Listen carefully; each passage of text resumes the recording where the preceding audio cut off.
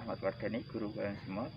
Di pelajaran matematika, pelajaran favorit kita semua, pelajaran yang 0134567899, nggak ada duanya. Tetap jaga kesehatan di rumah, tetap semangat belajar, gunakan teknologi yang ada untuk mempelajari hal-hal baru, termasuk pelajari matematika. Tetap semangat, terus bergerak, optimis, harapan itu masih ada.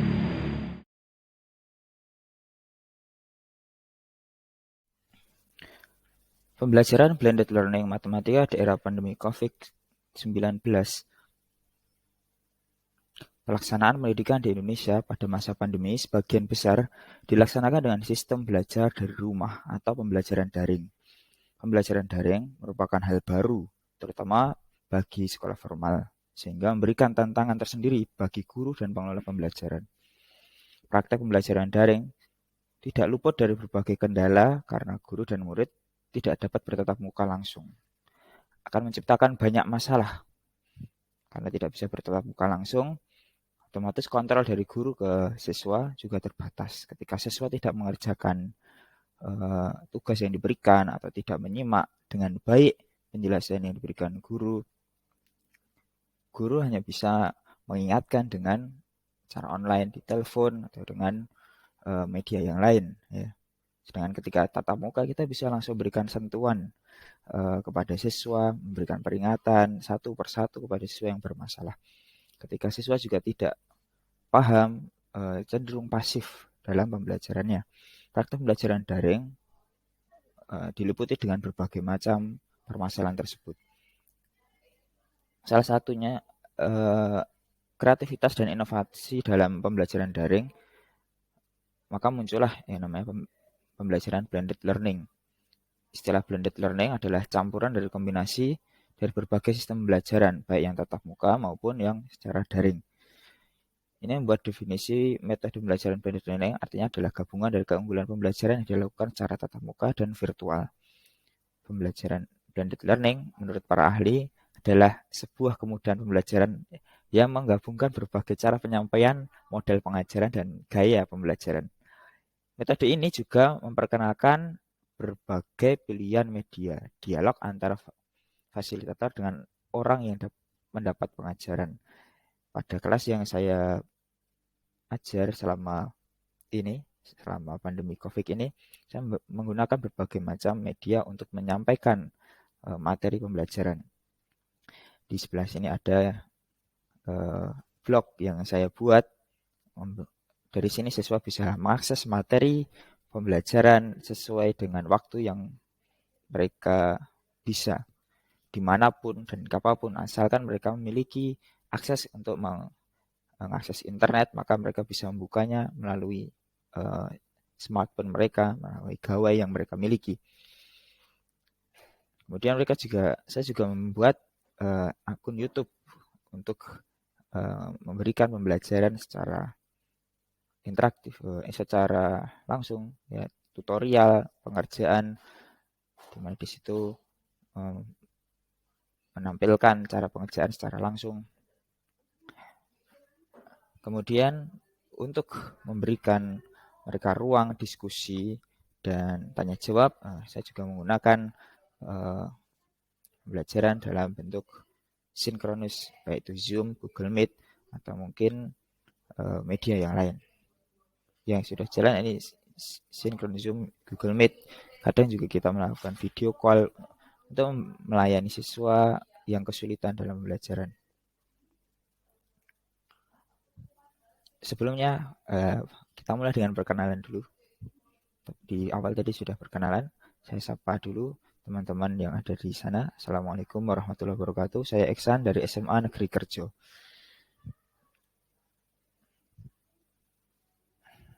Kita sadari bahwa pandemi ini adalah ujian, maka jangan sampai pandemi ini membuat kita patah semangat. Justru keseriusan kita dalam belajar diuji dengan adanya pandemi ini. Qul i'malu fasyarallahu amalakum. Bekerjalah kamu, Allah akan melihat pekerjaanmu. La yudraku kullu la yudraku kullu. Apa yang tidak bisa dilakukan seluruhnya secara optimal, kita lakukan apa yang kita bisa. Karena kita tidak bisa bertatap muka, kita manfaatkan teknologi yang ada. sesuaikan dengan kondisi dan kebutuhan. Terus bergerak optimis, harapan itu masih ada. Membahas tentang pembelajaran blended learning, ada garis besar atau sintak dari pembelajaran blended learning. Yang pertama adalah seeking of information atau pencarian informasi. Yang kedua, acquisition of information atau perolehan informasi. Yang ketiga adalah synthesizing of knowledge atau penyusunan pengetahuan. Dari tahap yang pertama, seeking of information, pencarian informasi dari berbagai sumber informasi yang tersedia secara online maupun offline berdasarkan relevansi, validitas, reliabilitas konten, dan kejelasan akademis. Maka saya dalam hal ini memberikan kebebasan kepada siswa untuk sebelumnya belajar dahulu. Jadi mereka ketika mengikuti pembelajaran bukan dalam kondisi gelas yang kosong, tapi mereka dalam kondisi yang sudah ada isinya.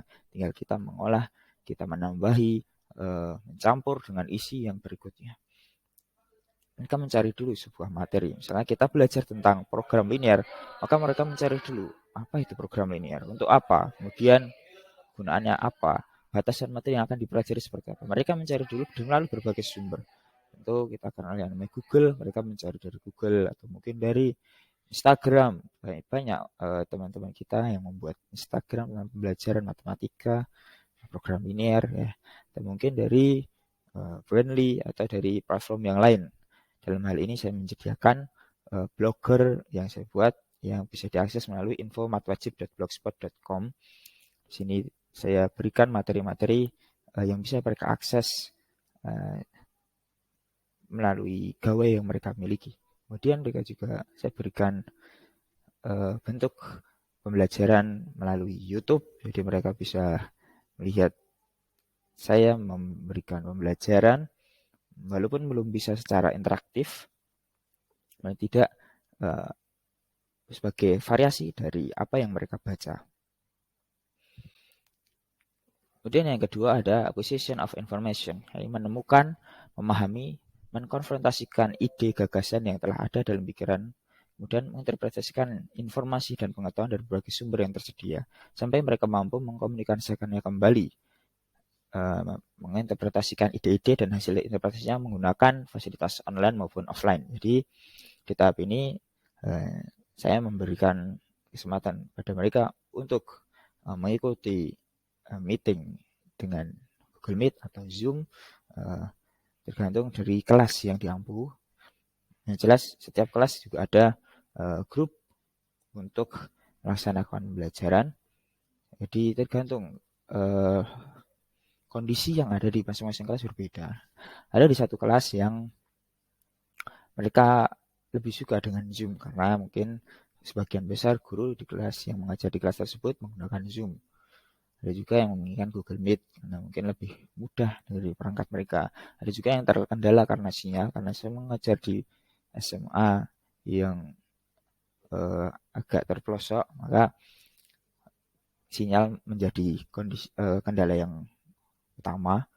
Nah, maka cukup dengan WA yang mereka bisa akses, sehingga mereka memberikan feedback melalui komentar atau melalui chat WA, baik di grup maupun secara pribadi. Tentu kita harus menyimpan semua nomor siswa yang ada. Di sini saya menggunakan coding dari kelas-kelas mereka.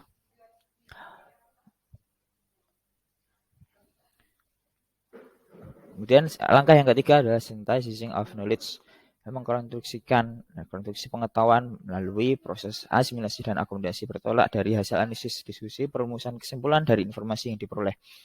Di sini saya meminta siswa untuk menyimpulkan hasil diskusi mereka yang tadi mereka lakukan melalui Zoom dan Google Meet.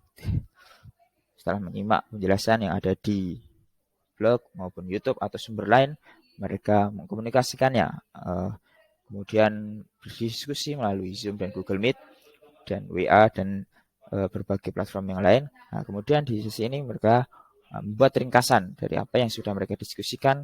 Saya minta mereka untuk membuat konten melalui media sosial, dalam hal ini melalui Instagram. Sebagian juga saya minta untuk membuat melalui TikTok atau mungkin melalui YouTube, tergantung dari kesenangan mereka. Jadi kita memberikan ruang platform mana yang mereka inginkan, ya. Disitulah mereka lebih mudah dalam menyampaikan apa yang ada dalam pikiran mereka. Kemudian untuk penilaian berupa tugas, jadi berupa tugas ada tugas tertulis yang minta mereka untuk menuliskannya dalam buku khusus matematika, ya, buku ukuran folio yang eh, dikumpulkan ke sekolah, tentu dengan menaati protokol kesehatan. Kemudian tugas dan tes, ya, tugas harian, tugas pekanan berupa tes online menggunakan Google Form dan project yang tadi mereka membuat sebuah konten baik gambar, video audio atau kreasi mereka sendiri yang diupload melalui akun media sosial mereka, misalnya di tag pada Instagram.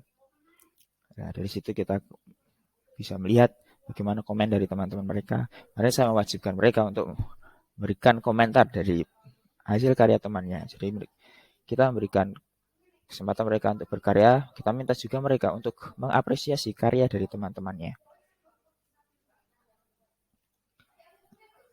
Selain dari itu, ya, saya juga menyediakan platform untuk memberikan komentar-komentar bebas, ya, anonim di sini. Jadi mereka bisa memberikan komentar tanpa nama. Barangkali ada evaluasi pembelajaran yang ingin mereka sampaikan, tapi mereka terkendala kalau harus menyebutkan nama, maka di sini mereka bisa mengekspresikan apresiasi atau kritikan, saran, bahkan mungkin hinaan juga ada di sini. Nah, tentu kita membekali mereka dengan adab-adab yang baik supaya mereka tidak memberikan komentar-komentar yang negatif, ya. Meskipun tetap saja ada komentar-komentar yang seperti itu, ya. Tapi kita berikan feedback yang baik supaya tidak berkepanjangan. Selain itu, hasil dari pembelajaran mereka selama mengikuti pembelajaran blended learning ini juga kami coba lakukan riset, ya, penelitian, eh, dan kami juga presentasikan melalui seminar internasional yang kemarin kami berikan judul Effect of Blended Learning Model on Mathematical Reasoning Ability Reviewed by Technophobia. Ya. Dan alhamdulillah riset ini juga lolos dalam artikel uh, berindeks Scopus yang diterbitkan oleh EOP Publishing, ya, yang kami beri judul Online Mathematical Learning During the COVID Pandemic. Nah, ini uh, sebagai bentuk kami mengapresiasi kesungguhan mereka dalam belajar meskipun kondisinya masih dalam kondisi pandemi, mereka tetap semangat belajar, maka diabadikan pula hasil belajar mereka dalam sebuah karya tulis berbentuk jurnal dan dipresentasikan pula dalam sebuah forum ilmiah bertaraf internasional yang kami ikuti di UNS kemarin. Demikian penyampaian kami tentang blended learning. Yang jelas tetap semangat, terus bergerak, optimis, harapan itu masih ada. Yang setelah kejadian yang kita yakini tadi, dia juga akan jatuh. Nah, 6 tambah 8 tambah 10 dan seterusnya sampai yang terakhir kita bisa cari UN-nya kan dari 2 ditambah N-1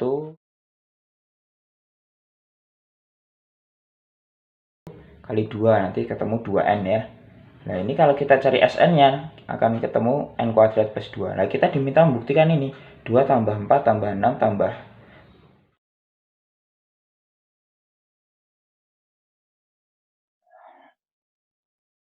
kan tujuan kita ubah ini dalam bentuk XY sama dengan gitu, ya. Supaya nanti bisa kita substitusikan ke persamaan garis ini. Pindah dulu ke sebelah kiri. Kalau positif pindah ke kiri jadi negatif. Jadi kayak gini. Ya. Kemudian kita kalikan ini. Ya. Ingat ini 2 kali 2, yang ini 2 kali 1, ya kolomnya. Yang di sini jadi 0 dikali gini. Ditambah negatif 1 kali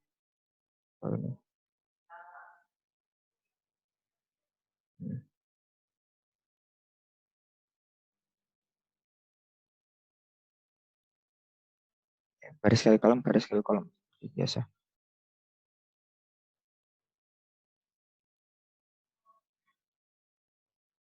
Yang bawah 1 ya sini. 1 kali X min 1 ditambah 0 kali Y min 3. Ini ya. Ini jadi yang atas ini dikalikan jadi seperti ini. Oke, kemudian kita bisa gabungkan yang ini. Ini min 1, yang bawah min 3. Kemudian ini kita hitung aja. 0 kali ini habis, tinggal min 1 kali Y min 3. Berarti 3 min Y ya.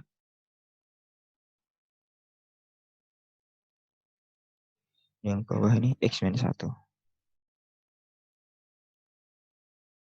Ya, dari sini kita peroleh hubungan bahwa X aksen min 1 sama dengan 3 min Y.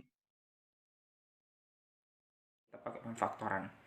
Siapa yang menyebabkan atas dan bawah ini 0? Nah, yang menyebabkannya adalah suku X per min 2 ya.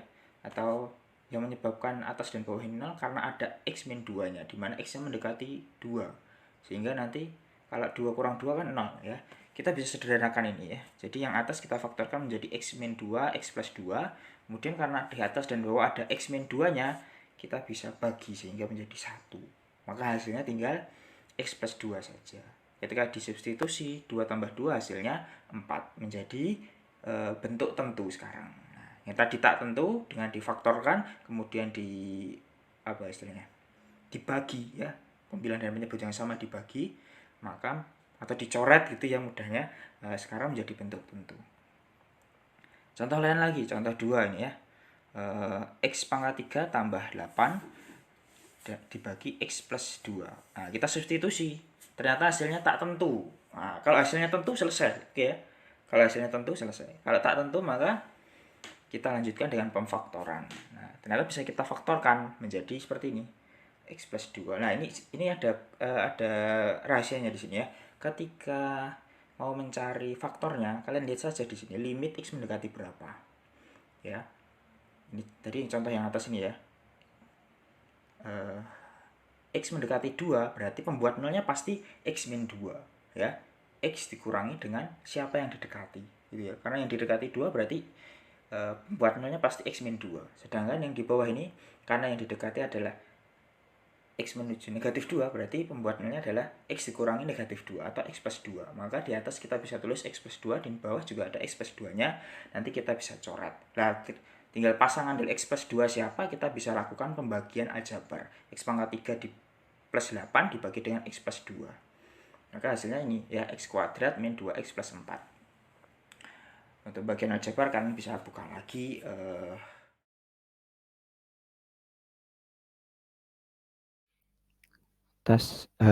Demikian tadi sebagian contoh dari pembelajaran yang sudah kami lakukan di sekolah dengan menggunakan blended learning. Semoga memberikan manfaat untuk semuanya dan terus eksis dan berkembang. Dari saya cukup sekian. Wassalamualaikum warahmatullahi wabarakatuh.